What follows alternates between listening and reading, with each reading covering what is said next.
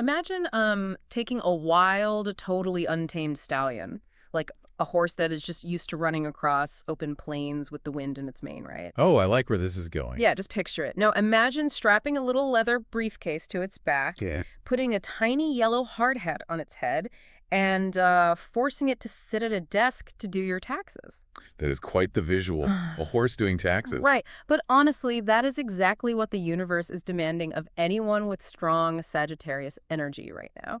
So welcome back to Horoscope TV, everyone. Thanks for having me back. I mean, it's going to be a wild one. It really is. So pull up a chair, get comfortable, because we are looking at the astrological charts for the week of March 23 to March 29 in the year 2026. And it is a heavy week. Oh, massively. Like, if you have Sagittarius placements, or honestly, even if you just share your life with someone who does, you are going to want to understand this. Yeah, because the friction is just, it's off the chart. Exactly. It's this extreme friction playing out in the sky this week. It feels like a giant cosmic tug of war. A total tug of war, yes. On one side, we have that classic Sagittarius desire to just run free, break all the rules, and explore the world.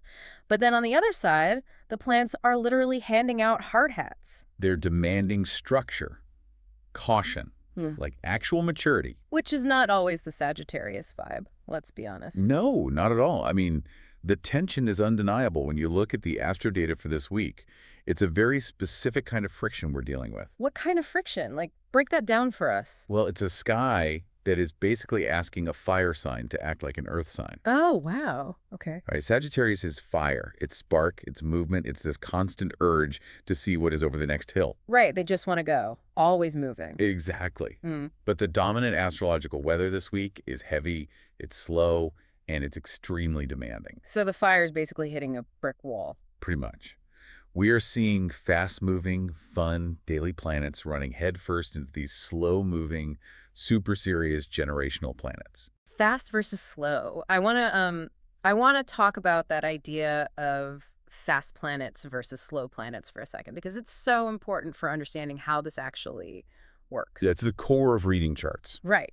So if you are listening right now, think of the fast-moving planets like the moon or Mercury or Venus as the daily weather. That's a great way to put it. Like, the moon changes zodiac signs every 2.5 days, so it's basically a passing rain shower or a sudden gust of wind. It dictates your mood on a random Tuesday afternoon. Right, it's fleeting. It comes and goes. But the slow-moving planets like Saturn and Pluto, they take years, sometimes decades, to move through a single sign. They're the climate, not the weather. Exactly. They represent the massive, heavy structures of our lives. Things like the career path we choose or the long-term debts we take on. Or those really deep life lessons we spend forever trying to learn. Yes, those big life themes. So this week, the daily weather is crashing straight into the climate. It really is. And the mountain that these fast planets keep hitting right now is Saturn. Ugh. Sad. Yeah, Saturn is the planet of rules, time, limits, and discipline. It's like the strict teacher of the solar system. The one who never lets you skip class. Exactly.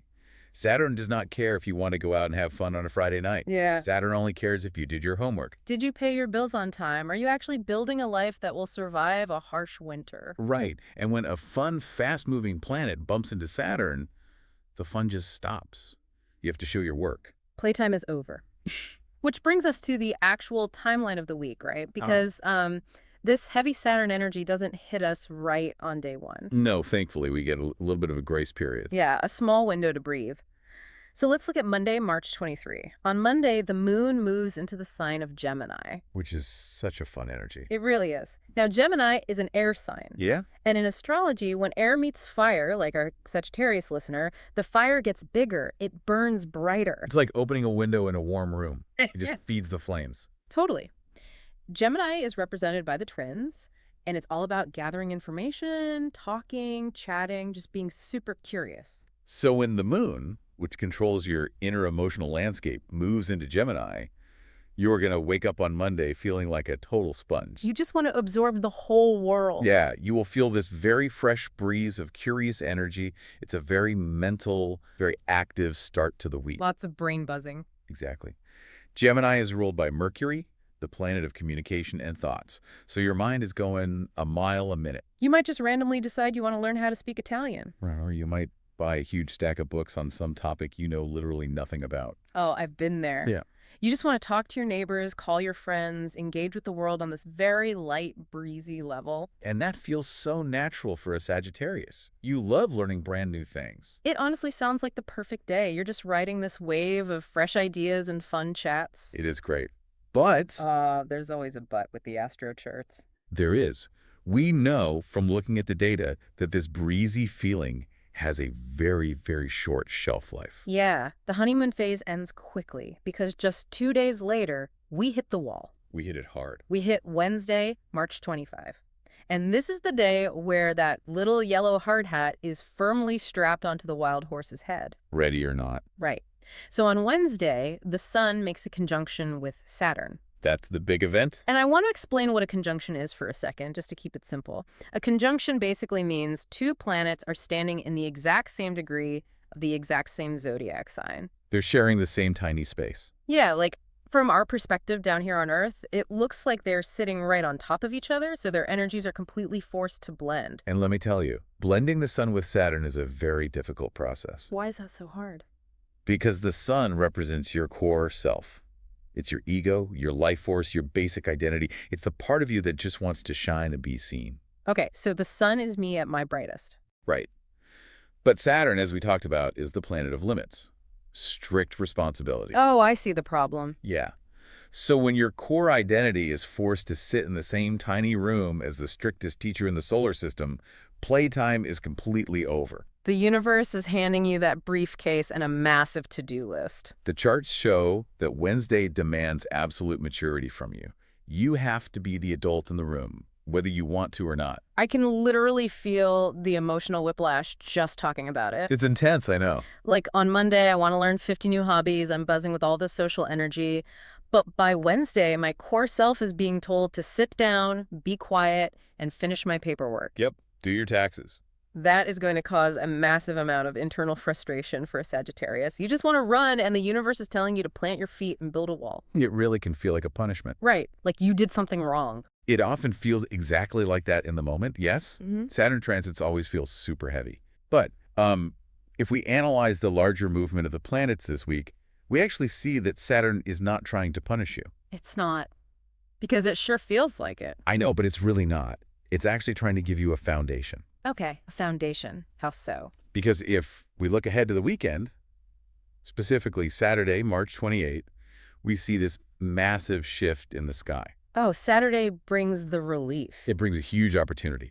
On Saturday, Saturn forms a friendly angle, a sextile with Pluto. Okay, let's unpack that term. A sextile. That's a 60-degree angle between two planets, right? That's exactly right. And in the geometry of astrology, a 60-degree angle means the planets are cooperating, they are playing nice, they are working as a team and opening a door for you. They're giving you a tool. Right. And Pluto, man, Pluto is intense. It's the planet of the underworld, of depth transformation, and of this hidden lasting power. So on Saturday, the strict teacher is shaking hands with the planet of deep power. Wow, so what does that actually mean for the person listening?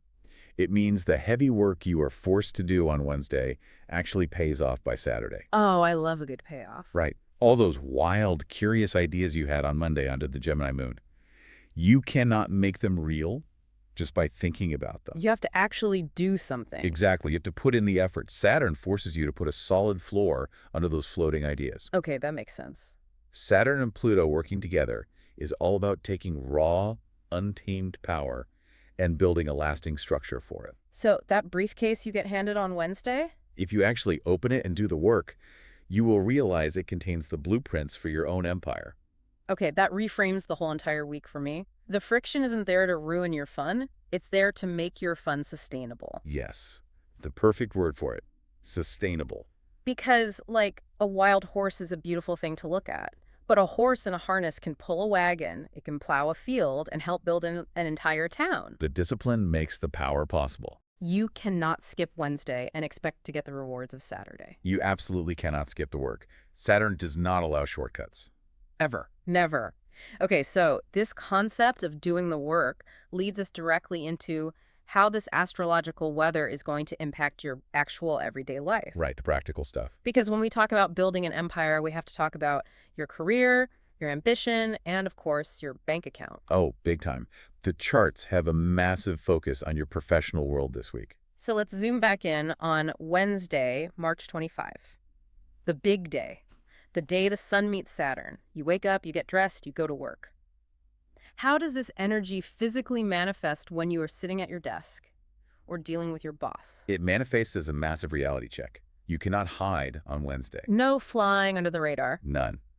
You cannot fake your way through a project, and you absolutely cannot charm your way out of a deadline. Which is usually a fire sign's go-to move. It is.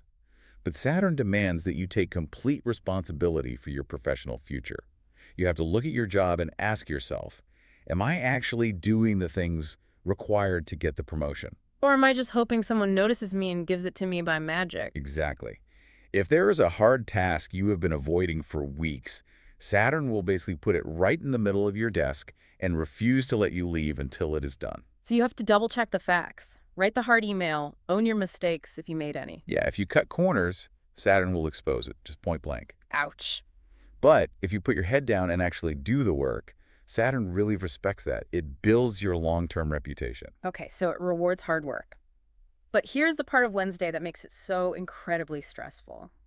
The sun and Saturn are not the only things happening in the sky that day. No, they are not. It's a crowded sky. We also have a first quarter moon happening on March 25, and it is taking place in the sign of Cancer. And that right there is the breaking point of the week for a lot of people. It's a tremendous amount of pressure happening all at once. It really is. So I want to explain the mechanics of a first quarter moon because it tells us exactly why the pressure gets so high. Go for it. So the lunar cycle takes about 28 days. It starts with a new moon where the sky is dark. That's the very beginning.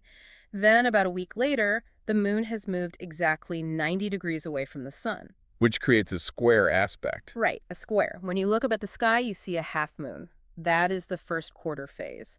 Now, in astrology, a square represents a crisis of action. It's two forces just colliding at an intersection. Yes, it demands that you make a choice or push through a massive obstacle. It's not a relaxed time at all. It's a time of really high tension. Very high tension. And this specific crisis is happening in Cancer. Now, Cancer is a water sign. It rules the home, the family, the mother, and our deep need for emotional comfort. So picture this. You have this intense career pressure from the sun and Saturn on one side. The universe is yelling at you to stay late at the office and act like a boss. Right. But on the other side, the first quarter moon in Cancer is pulling really hard at your heart. Oh, that's a tough pull. It is. Yeah. It's drawing your attention straight back to your private life, your living situation, your emotional needs. You might literally have a crisis at home on the exact same day you have a major deadline at work. It happens so often with this transit. It's like the classic movie trope. You know, you just got handed the biggest account at your firm, you're about to give the presentation of your life. And your phone rings. Exactly. Your phone rings and it's your landlord telling you that a pipe burst in your apartment and your living room is completely flooded. Or it's a family member who needs you to pick them up right that second. Yes. You just want to focus on climbing the corporate ladder, but you are being violently yanked back down to your foundation. It's stressful. How does a Sagittarius even navigate being pulled in two opposite directions like that? Well, it requires extreme balance. The charts are essentially asking you to manage your public ambitions and your private life at the exact same time. So you can't just pick one. You cannot ignore one for the other. Yeah. If you ignore the burst pipe so you can give your presentation, you won't have a home to go back to when you're done. That's a really good point. As we discussed with the Saturn and Pluto connection on Saturday, you cannot build a castle on a swamp. A swamp castle is going to sink. Every time. True professional power requires a really solid emotional and physical home base. You have to deal with the foundation before you can enjoy the penthouse. Wow, that makes so much sense. Your career will eventually just crumble if your personal life is falling apart behind the scenes. You gotta be strong at the root. Strong at the root. I love that. Now, if we are talking about building careers and managing homes, we definitely have to talk about the fuel that runs all of it. Money. Oh, yes. Let's talk about the money. Does this heavy, serious Saturn energy apply to the bank account as well? Very much so. The financial forecast for this week requires your absolute, undivided daily focus. Okay, lay it on me. Wednesday sends a major shockwave through your financial sector. And the main rule, which is dictated by Saturn, is that you must stop any impulse shopping. Oh boy. You have to freeze your spending completely. That is going to be incredibly difficult for a Sagittarius. I know it is. Let's talk about why, though. Sagittarius is ruled by the planet Jupiter, and Jupiter is the largest planet in our solar system. In astrology, it's the planet of expansion, luck, abundance, and frankly, excess. Big, big energy. Jupiter's philosophy is just more is more. So the natural instinct of a Sagittarius is to think big and not really worry about the small details. They don't want to look at the receipts. No. If they see a beautiful piece of art or maybe a last-minute flight to a place they have never been, their Jupiter energy just says, buy it, experience it, we will figure out the credit card bill later. They just inherently believe the universe will provide. And often, because of Jupiter's influence, the universe actually does provide for them. They tend to just be lucky. They are very lucky. But this week, Saturn is blocking that Jupiter energy. Saturn the buzzkill. Pretty much. Saturn's philosophy is less is more. Saturn asks the hard questions. Like, what happens if you lose your job tomorrow? What happens if your car breaks down? Saturn is the ultimate auditor. It really is. So when the sun meets Saturn, you're not allowed to just guess how much money is in your checking account. No mental math. Right. You cannot just swipe your card and hope for the best. The astro charts demand that you physically sit down, look at the actual numbers, and organize your budget. You need to know exactly what is coming in and exactly what is going out. Exactly. It's time to face the music. You have to open the banking app, look at the spending habits, and maybe realize you spend, like, way too much money on takeout coffee. Or random online purchases at 2 in the morning. We've all been there. Yeah. But yeah, it's a very uncomfortable reality check. It is uncomfortable, but it is super necessary for growth. And honestly, there is a reward for doing this boring budget work. Oh, good. We need a reward. On the same day, Wednesday, the sun also forms a friendly sextile with Pluto. We mentioned Pluto earlier in relation to Saturday, but it's active on Wednesday too. Right, Pluto. The hidden wealth. The treasure buried underground. So how does that play into the boring budget work? Well, when you actually take the time to organize your finances and act responsibly, Pluto opens a door. You might suddenly see a brilliant new way to increase your income. Like, out of nowhere. Well, it comes from looking at the details. This is not about winning the lottery. Pluto does not deal in quick, lucky cash. Pluto deals in deep, structural wealth. Oh, I see. So while you are looking at your budget, you might realize you can monetize a hobby you've just been doing for free. Oh, like finally charging for those custom paintings or whatever. Exactly. Or you might spot a gap in your company's workflow and realize you can pitch a brand new role for yourself that comes with a solid raise. Wow, so it's about strategic wealth building. Exactly. You do the boring math, and the universe rewards you with a smart idea to make more money. I really like that trade-off. It feels fair. But looking ahead, the charts also show a major financial warning for later in the week. Yes, we need to be very careful here. Let's look at Saturday, March 28 again. We have a very tricky aspect happening.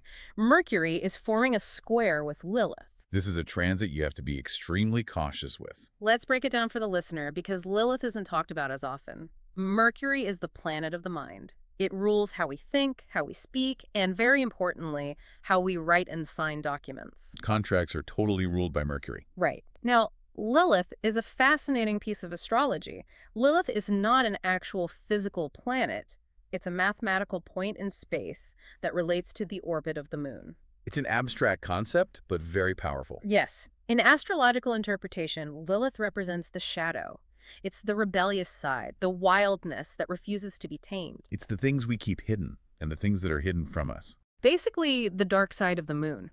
So when the planet of contracts forms a harsh 90-degree square with the symbol of hidden shadows, what does that mean for your money? It means you must avoid signing any risky financial contracts on Saturday. Yeah. It is basically a recipe for deception. Deception. That is a really strong I word. use it intentionally. So if someone hands you a piece of paper on Saturday, maybe it's a new lease for an apartment or financing for a new car or honestly even just a new cell phone plan. Right. Any contract. And they say to you, oh, don't worry about the details, just sign at the bottom. What is the move? You step back and you say, you need time to read it. Every word. You do not agree to anything on Saturday without reading every single line of the fine print.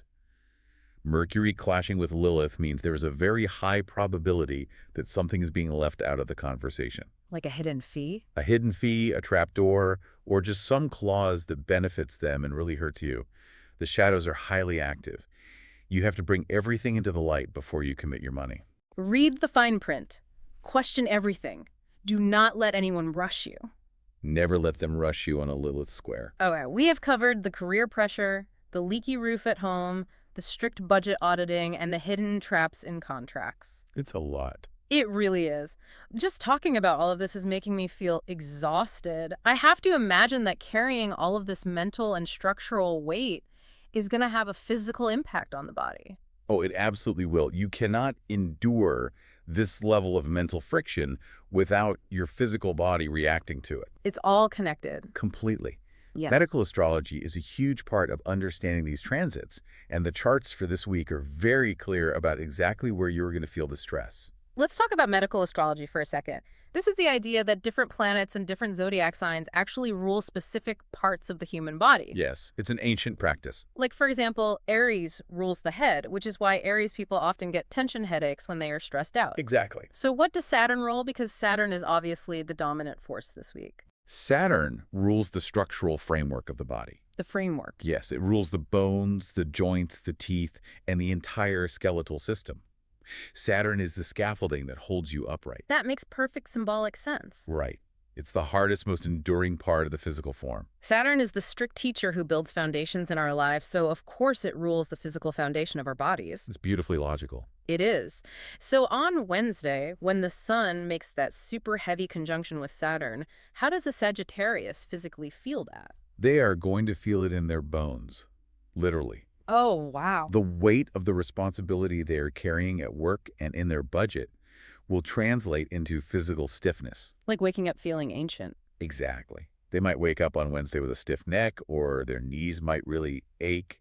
Their lower back might feel super tight. It will feel like they're carrying a heavy backpack all day. Their muscles will tense up purely because the mind is tense. The body is mirroring the sky. The sky is rigid and strict, so the joints become rigid and strict. It is just fascinating how connected it all is. As above, so below. Exactly. So how do we treat that? If your bones are literally aching from the stress of Saturn, what is the remedy? The remedy is deep, unapologetic rest. You have to prioritize sleep this week. So no late night doom scrolling. None. You cannot burn the candle at both ends right now. Right. Your skeletal system physically needs time to decompress. So what should they do? Taking a hot bath, doing some gentle stretching, and getting into bed early is non-negotiable if you want to make it through the week without completely burning out. Okay, so we know the physical body is under a ton of pressure, but what about the heart? Ah, the heart. Yeah, what about love and relationships? Because if you are stiff, tired, and stressed about your bank account, you're probably not going to be the most fun romantic partner. You really won't. And love is a very serious topic this week. More seriousness. Great. Yeah, the energy of the sun and Saturn bleeds directly into your romantic life, too. On Wednesday, relationships do not feel like a fairy tale. What do they feel like? They feel like a duty. A duty. Oh man, that is a word that makes a Sagittarius want to run for the hills. They hate that word. They want love to be this grand adventure. They want to travel with their partner, laugh, and be super spontaneous. We want the rom-com. Right. So when you tell a Sagittarius that love is a duty, they immediately feel trapped. They might feel trapped, yes, but it is a necessary test of the relationship. A test. Yeah. From Saturn again. Always Saturn. Saturn wants to know if the foundation of the romance is actually strong. Are you only in the relationship for the fun dates and the good times? Are you only here for the party? Exactly.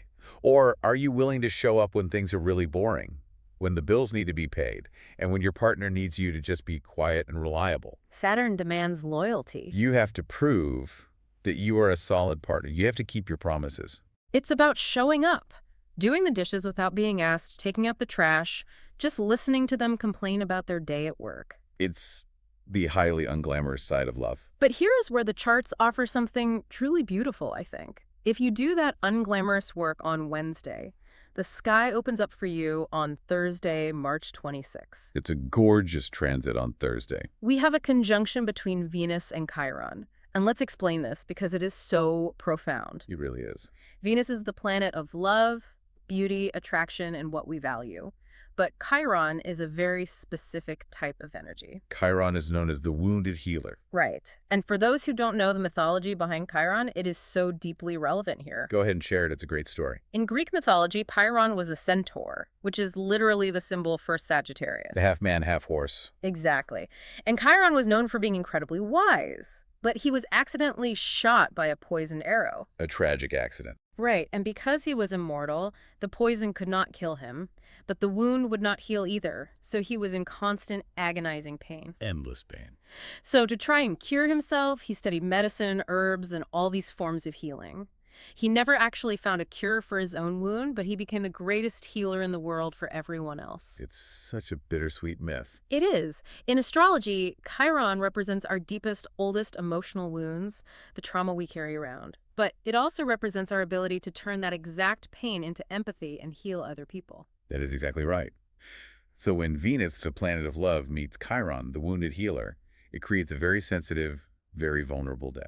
It's an opportunity for cosmic surgery. I love that phrase. Yes, cosmic surgery. It allows you to address old heartbreaks, or maybe fears of abandonment or trust issues that you've been carrying around for years. You can open your heart and actually heal the wound. But Another connection. I want to connect the dots here because I see a pattern. let's hear it. We said Wednesday is about duty, loyalty, and proving you are reliable in the relationship. And then Thursday is about this deep, vulnerable healing. Yes. Are those two things connected? Like, why does the healing happen the day after the duty? They are entirely connected. You cannot perform deep emotional surgery in an unstable environment. Oh, that makes sense. If a relationship is chaotic, or if you don't trust your partner, you are naturally going to keep your guard up. Yeah. You will not expose your wounds. Because it's not safe. Exactly. But what did Saturn do on Wednesday? It forced you to be reliable. It forced you to prove your loyalty. Oh, wow. Okay, I get it now. So by doing the boring duty of Saturn, you actually built a safe container. Yes. You proved to your partner, or they proved to you, that they are not going to just run away when things get hard. And because that trust was established on Wednesday, the walls can come down on Thursday. The discipline creates the safety, and the safety allows the healing. The heavy lifting literally serves the heart. That is beautiful. It is. But you have to maintain that safety through the weekend. We have to bring back our warning about Saturday. Mercury square Lilith. Yes, we talked about it with money and contracts, but it absolutely applies to communication and love as well. The hidden shadows and the mind games. Unfortunately, yes.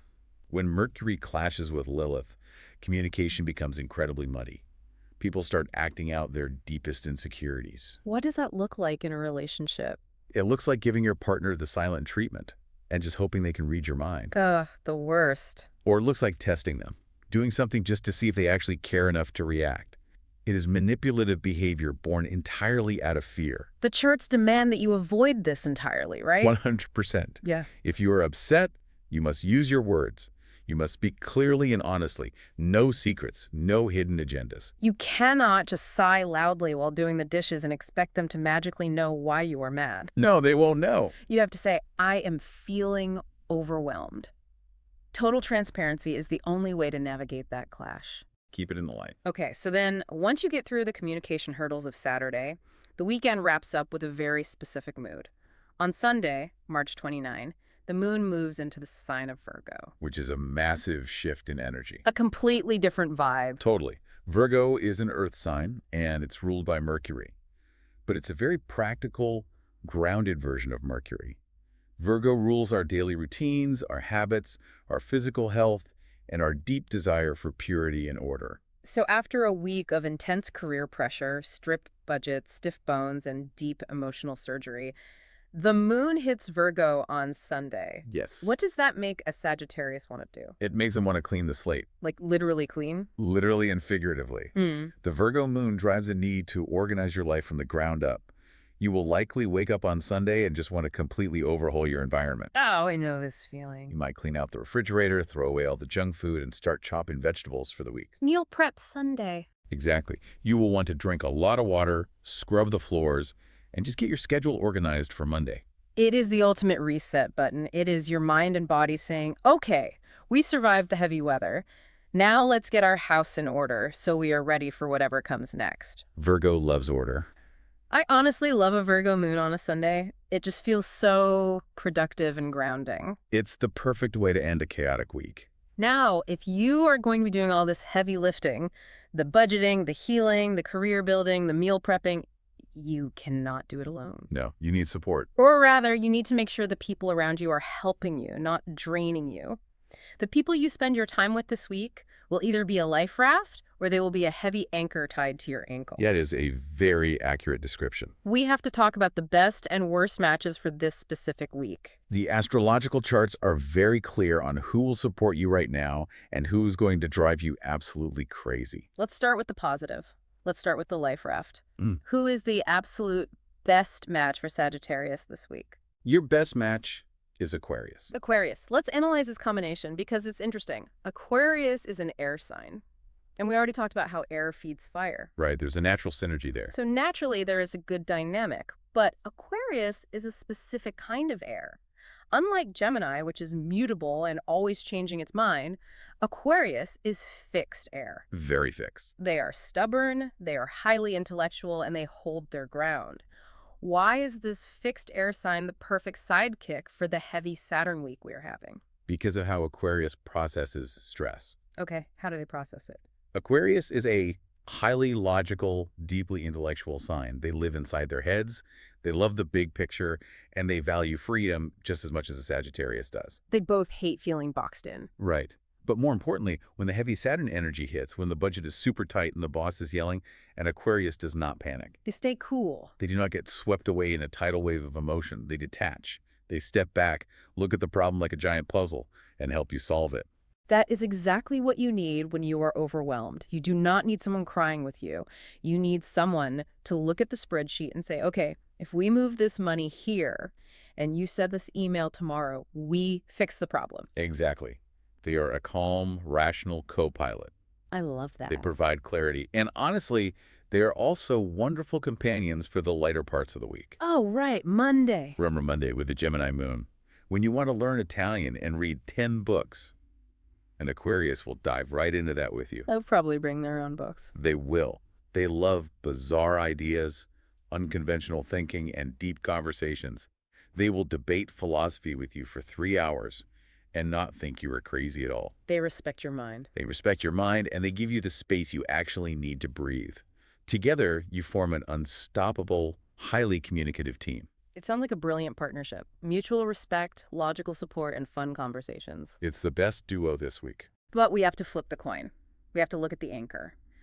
Who is the worst match for Sagittarius this week? Who is going to drag them underwater? The worst match, without a doubt, is Pisces. Pisces. Finding common ground with a Pisces this week will be nearly impossible. Okay, Pisces is a water sign. And as we know, water and fire are a very volatile mix. They really don't mix well under stress. The water either extinguishes the fire or the fire boils the water until it evaporates.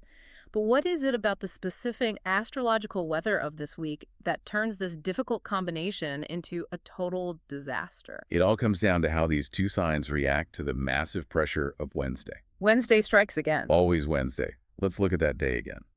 The sun meets Saturn, and the first quarter moon is in Cancer. The sky is heavy with responsibility. Right. You, the Sagittarius, are feeling the pressure to step up. You put on the hard hat, you get strict, you get focused, and you want to independently handle your business. You get into a zone where you do not want distractions. And how does Pisces react to that exact same heavy sky? Tell me. Pisces is a mutable water sign. They feel everything. They absorb the energy of the room like a sponge. Oh, no. So when the sky gets heavy and strict, Pisces feels crushed by it. They feel completely overwhelmed by the demands of reality. So what's their coping mechanism? Their coping mechanism is to retreat. The charts show that this week, a Pisces will want to boldly conquer their emotional goals by doing something very specific. They will want to loudly rest. Loudly rest. I have to laugh every time I think about that phrase. What does it actually look like when someone loudly rests? It's quite a performance. Is that when you are sitting at the kitchen table, stressed out, trying to balance your checkbook, and the Pisces is on the couch dramatically sighing. Yes. They are fluffing their pillows aggressively, wrapping themselves in a blanket, and making sure you know exactly how exhausted they are. That is the exact picture. Oh. They are resting, but they are demanding an audience while they do it. That sounds infuriating if you're trying to work. It is. They want to be coddled. Because they feel overwhelmed by the Saturn energy, they want you to drop what you are doing, come sit on the couch, and soothe their emotions. They want soft, gentle comfort. I can see the argument forming immediately. The Sagittarius is trying to build the empire. They are stressed, their bones ache, and they are trying to be responsible. They're in work mode. Right. And they look at the Pisces on the couch and think, get up. We have work to do. Stop complaining. And the Pisces looks at the Sagittarius and thinks, you are so cold. You're acting like a robot. Why do you not care about my feelings? It is a complete clash of priorities. It is a total breakdown in understanding. You're speaking two completely different languages. So it's just oil and water. The unpredictable emotional waves of the Pisces will deeply disturb the focus you are trying to maintain. You are trying to lay bricks for a foundation, and they are literally flooding the construction site with water. Okay, that is a great analogy. If you engage with them, the Sun-Saturn energy will trigger massive arguments. You will say things you regret, and they will feel deeply hurt. So what is the strategy here if you live with a Pisces or work with one? Distance.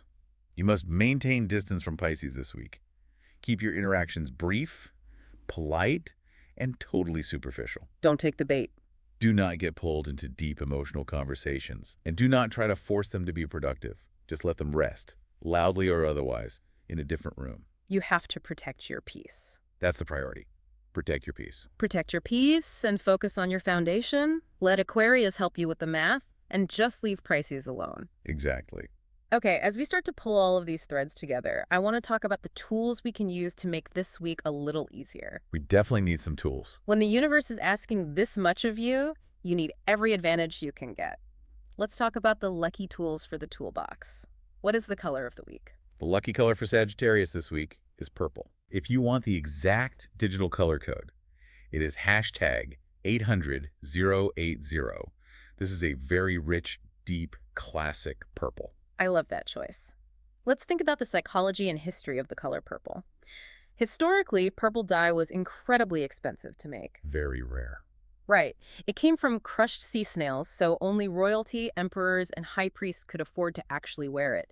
It is the color of authority, empire, and deep wisdom. It's very regal. And it is also a mix of red, which is the fiery energy of Sagittarius, and blue, which is the cool, stable energy of structure. Oh, that's a brilliant way to look at it. It perfectly represents taking your fire and giving it a royal, authoritative structure. Wearing a purple sweater or writing your budget in purple ink might just give you that psychological edge this week. It aligns perfectly with the energy of building your power. Okay, and what about dates? When are the best days to actually make a move? The best dates to take action are March 23, March 25, and March 28. Wait, those dates are the exact pillars of the week we just spent the last hour breaking down. They are. March 23 is Monday, the Gemini moon, the day of fresh ideas and brainstorming. Yep. March 25 is Wednesday, the heavy Sun-Saturn conjunction and the Cancer moon, the day to do the hard work and face reality. The big one. And March 28 is Saturday, the Saturn-Pluto sextile, the day to secure your power and build the foundation. The universe is telling you to lean into the major astrological weather, not hide from it. Use the momentum of those days to your advantage. Don't fight the current. Okay, the last tool in the box. The lucky numbers. The charts list the numbers 9, 18, 27, 36, 45, and 54. A very specific sequence. I was looking at this sequence earlier, and the mathematical pattern is glaring. They are all multiples of 9. Good catch. 9 times 1 is 9, 9 times 2 is 18, 9 times 3 is 27, and so on.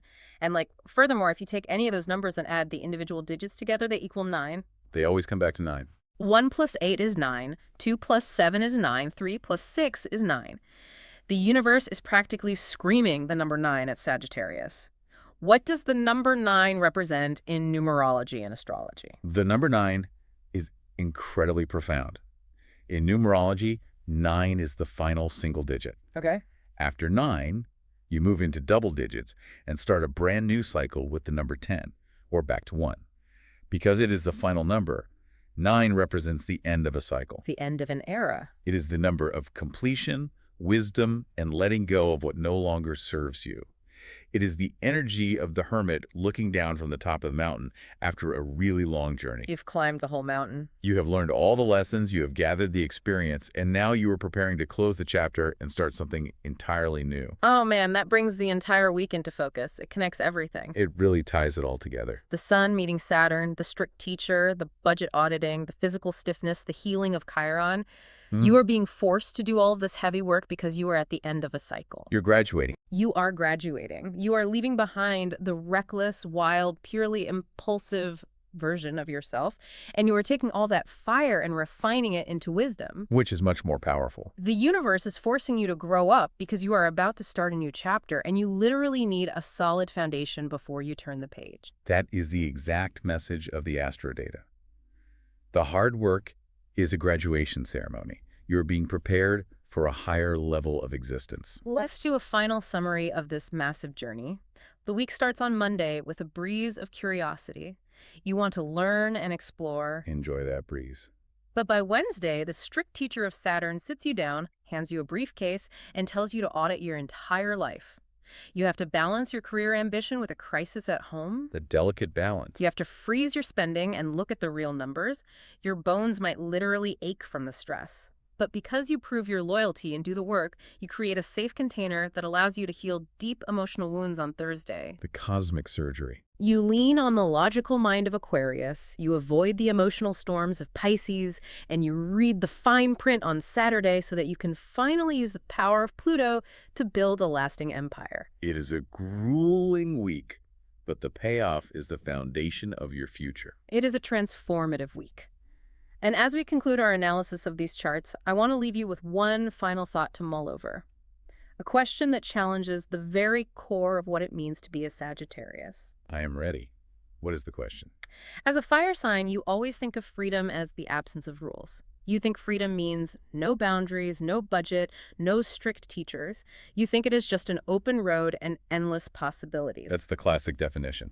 But look at what the planets are showing us this week. What if you have been looking at freedom backward? What if true, lasting freedom is actually built on top of total discipline? Oh, that's heavy. What if you can only fly as high as your foundation is deep? That shifts the entire paradigm. It really does. The wild horse running aimlessly eventually gets tired, hungry, and lost.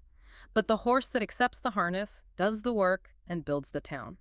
That horse has a warm barn, endless food, and the safety to run in the pasture whenever it wants. You have to build the structure to protect your freedom. Exactly. Thank you so much for spending your time with us and listening to this episode on Horoscope TV. We know the astrological weather this week sounds intense. It does. But you are equipped with the exact tools you need to build something magnificent. Remember, the planets never stop moving, and the energy is always evolving. We will be right here to help you navigate whatever the sky throws at you next. Please make sure to subscribe right now so you get notified the very second the next episode is available. Keep building your foundation, and we will see you next time.